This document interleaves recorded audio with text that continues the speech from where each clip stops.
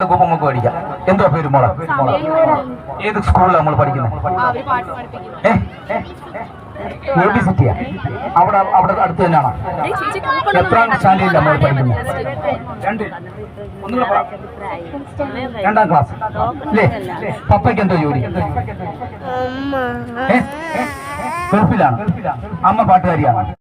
അടയാളത്തിന് വേണ്ടി നോട്ടീസ് നമ്മളുടെ നാളെ വന്ന് 2 കൂപ്പൺ മേടിക്കണം പർച്ചേസ് ചെയ്യാനുള്ള. വരൂ, എവിടെയാ വീട്? മാതാപിതാക്കൾ വരുമല്ലോ. ഇത് കാണിച്ചാൽ 2 കൂപ്പൺ തരും കേട്ടോ. ആർക്കെ വെഡിങ്ങിന്റെ അവരിവിടെ ഉണ്ട്, കാണും നാളെ രാവിലെ വരുമ്പോ. ഇത് കാണിച്ചാൽ മതി. ഷേർലി ആ ഡയറി കൊണ്ടുവന്നു ഒന്ന് സ്റ്റൂളിനെടുത്തേ. സ്റ്റൂൾ കസാര. നാളെ 2 കൂപ്പൺ ഈ കുട്ടിക്ക്. അതെ, നാളെ പർച്ചേസ് ചെയ്യാനുള്ള 2 കൂപ്പൺ. ഈ മൈക്ക്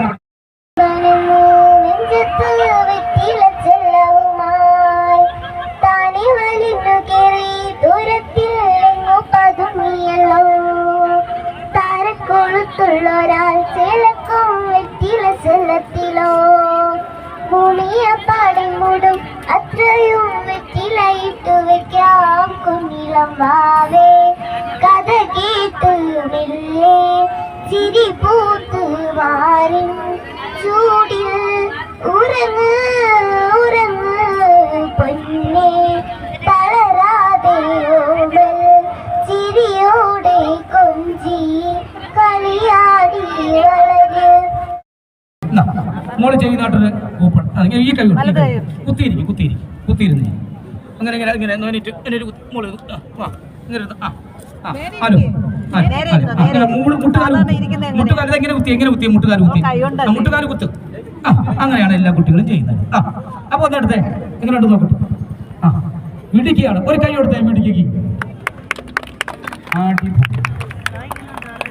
ഒരടി കൈ അടിക്കട. ഒരു പൂവൊക്കെ. ശരി, താങ്ക് യു. ഇത്രയും വലിയ മിടുക്കി കുട്ടികൾക്ക് നമ്മളെല്ലാവരും എപ്പോഴും വീട്ടിലെ മാതാപിതാക്കൾ സപ്പോർട്ട് ചെയ്യണം. കാരണം തീർച്ചയായിട്ടും ഇങ്ങനെ വീട്ടിൽ കൊണ്ടുവരുമ്പം പരിപാടിക്ക് പങ്കെടുപ്പിക്കണം. എന്തായാലും നമ്മൾ അറിയാവുന്ന മേഡത്തിന്റെ കുട്ടിയാണ്. എന്തായാലും തീർച്ചയായിട്ടും ഒന്ന് അറിയാവുന്ന ആൾ തന്നെ. അത് അറിയാവുന്ന ആൾക്കാരുടെ കുട്ടികൾക്ക് നല്ല ഒരു കാര്യം ചെയ്യുമ്പോൾ വളരെ സന്തോഷമുണ്ട്. തീർച്ചയായിട്ടും മോളിൽ നിന്ന് ഒരു ഫോട്ടോ എടുക്കാം. ഓക്കെ. ആ വെട്ടം ഒന്ന് മാറി വെട്ടം ഒന്ന്. ഇനി നമ്മൾക്ക് ഈ ഭാഗ്യ ഞർക്കെടുപ്പ് ഇല്ലാതെ തന്നെ എല്ലാവർക്കും ശില്പങ്ങൾ കൊടുത്തേ. ഓക്കെ. അപ്പൊ മോള് നാളെ വരണേ. നാളെ നേരത്തെ വരണം. വരുമല്ലോ. ഓക്കെ. അപ്പൊ വെട്ടൊന്ന് മാറി.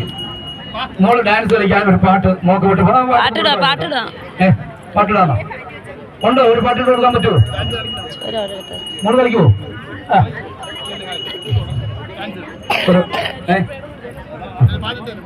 ഒരു പാട്ടിട്ട് തരും. മതി. ഒരുപാട് ഓട്ടിക്കണ്ട.